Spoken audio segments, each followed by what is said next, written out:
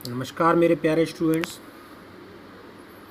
आज के वीडियो में मैंने कल आपको पढ़ाया था पृथक गोले की धारिता, तो उसी से संबंधित एक सवाल करेंगे।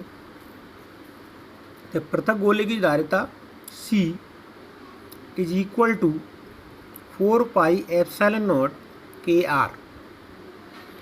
पृथ्वी की त्रिज्या 6400 किलोमीटर होती है या 6.4 इंटू 10⁻6 मीटर। तो पृथ्वी की वैद्युत धारिता कितनी होगी? तो पृथ्वी की वैद्युत धारिता बराबर 4πε0r। 4πε0 का मान 1/9 इंटू 10⁻9 और पृथ्वी त्रिज्या का मान 6.4 इंटू 10⁻6। इसको कैलकुलेट करने पर 711 इंटू 10⁻⁻6 फैरेड या 711 माइक्रोफैरेड। अर्थात कहने का मतलब ये है कि पृथ्वी की जो वैद्युत धारिता है वो 711 माइक्रोफैरेड है, जिसकी त्रिज्या 6400 किलोमीटर है। उसकी धारिता 711 माइक्रोफैरेड निकल कर आती है, यानी कि माइक्रोफैरेड में उसकी धारिता 1 फैरेड भी नहीं है। तो इससे अंदाजा लगाया जा सकता है कि 1 फैरेड की धारिता कितनी होगी। तो यहाँ पर हम ये थोड़ा सा देखें कि यदि धारिता 1 फैरेड हो तो R का मान क्या होगा। तब R बराबर 1/4πε0r, R बराबर 1/4πε0, जिसका मान होता है 9 इंटू 10⁻9 मीटर या 90 लाख किलोमीटर। 90 लाख किलोमीटर यदि त्रिज्या होगी तो उसकी धारिता 1 फैरेड होगी, जो कि पृथ्वी की त्रिज्या से बहुत ज़्यादा बड़ी है, जो पृथ्वी से बहुत अधिक है।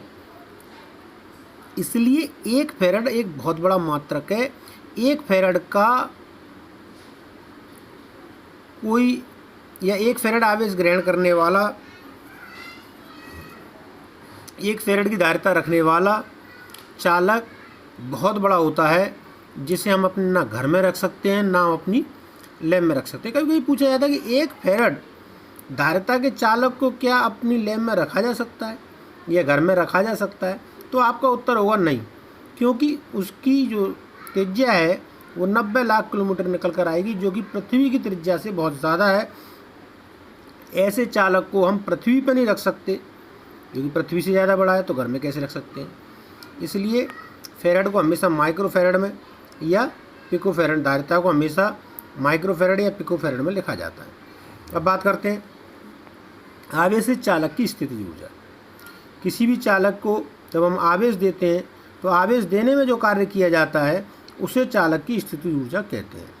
तो चालक को dq आवेश देने में किया गया कार्य dw बराबर vdq, v का मान q/c रखने पर, तो dw बराबर q/c इंटू dq। तो चालक को कुल आवेश q देने में किया गया कार्य w बराबर dw का इंटीग्रेशन और लिमिट 0 टू q। यहाँ पर dw का मान q/c इंटू dq रखने पर, तो 1/c बाहर लेने पर, तो q dq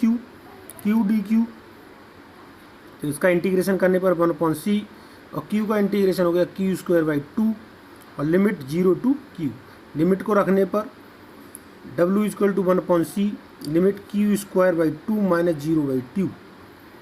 तो 0/2 अगर इसको हल करेंगे तो आपका उत्तर आता है w = u = 1/2 q²/c जूल।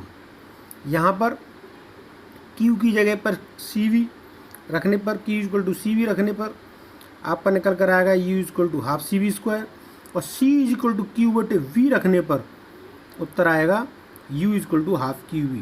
इस तरह से किसी चालक को आवेश देने पर उस चालक की स्थितिज ऊर्जा के 3 सूत्र बनते हैं: ½ q²/c, ½ cv² और ½ qv। ये तीनों ही सूत्र बहुत इंपॉर्टेंट है, आपको याद होने चाहिए, क्योंकि न्यूमेरिकल करते समय इन सूत्रों का इस्तेमाल किया जाता है। एक सवाल और लेते हैं यहाँ पर, जिसमें बताते हैं कि एक गोले की त्रिज्या 9 सेंटीमीटर है एक गोले की त्रिज्या 9 सेंटीमीटर है और उसको 4 × 10⁻⁻6 कूलाम आवेश देने पर चालक की ऊर्जा बताओ। मैं दोबारा से सवाल को दोहराता हूँ कि गोले की त्रिज्या 9 सेंटीमीटर है, उसको 4 माइक्रो कूलाम का आवेश देने पर उसकी ऊर्जा कितनी होगी। तो C = 4πε0r। तो 4πε0 की वैल्यू रखने पर 1/9 × 10⁻9 और r की वैल्यू रखने पर 9 × 10⁻2 सेंटीमीटर को मीटर में बदल दिया है।